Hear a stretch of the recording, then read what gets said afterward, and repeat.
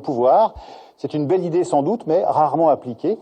Dans la Drôme, pourtant, lors des dernières municipales, le village de Saillant a choisi d'élire non pas un maire, mais une liste citoyenne. Les habitants peuvent donner leur avis sur tous les projets. Alors, 1 an et demi plus tard, quel est le bilan de cette expérience? Reportage Aurélia Chopin et Marc Savino. Sur les bords de la Drôme, Saillant, village carte postale de 1200 âmes. Image rétro que viennent chercher les touristes. Mais en coulisses, une petite révolution politique est en marche. Il a bien fallu désigner un maire, Vincent Bayard, mais c'est une liste collégiale qui a été élue avec un credo, la démocratie participative. Alors regarde, on a fait deux, tu vois, du coup on a fait 2 paragraphes. Pour un projet de salle des fêtes, ils vont organiser un sondage et pensent même à un référendum sur le choix du lieu. On veut que le choix soit conforté par tous les citoyens, chose qu'on n'a pas eu l'occasion de faire lors des précédentes mandatures. Et effectivement, sur un projet comme la salle des fêtes, c'est indéniable, quoi. Après, c'est pas évident, on remarque, là, on en a parlé juridiquement, faut voir, on doit bien se renseigner parce nous, on a des envies de démocratie, mais on est sur des marchés publics, et effectivement, c'est pas si évident que ça de faire un référendum sur un choix final. Elles sont très bonnes. Voici l'une des réalisations de la mairie, ces jardinières installées en avril.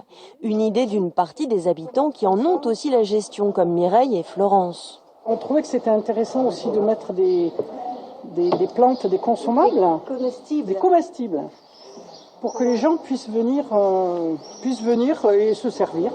Comme elle, un habitant sur 4 ici participe à des réunions, fait des propositions. Ensuite, les élus tranchent ensemble. Tout prend beaucoup plus de temps, mais ils l'assument. Pour nous, la démocratie prend plus de temps. La dictature, c'est rapide, hein. On est seul à décider.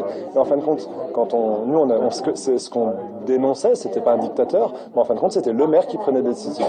Lenteur ou inertie dénonce beaucoup de commerçants hors caméra et pour d'autres aussi, c'était mieux avant. Nous les vieux, on n'aime pas trop ces trucs, c'est tout des babacools, c'est tout, on n'aime pas trop. On est comme ça, qu'est-ce que tu veux faire? Pourquoi?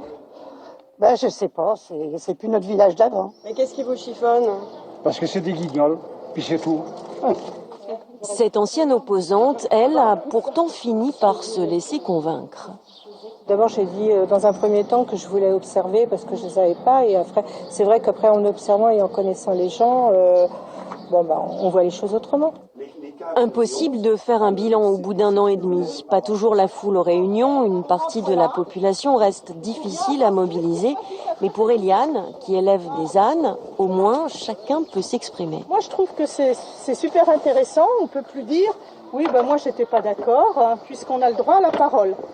Donc, par rapport à la parole, il faut que les gens se démènent. C'est pas tout de dire je suis pas d'accord. Il faut venir. Il y a des commissions qui sont faites pour ça.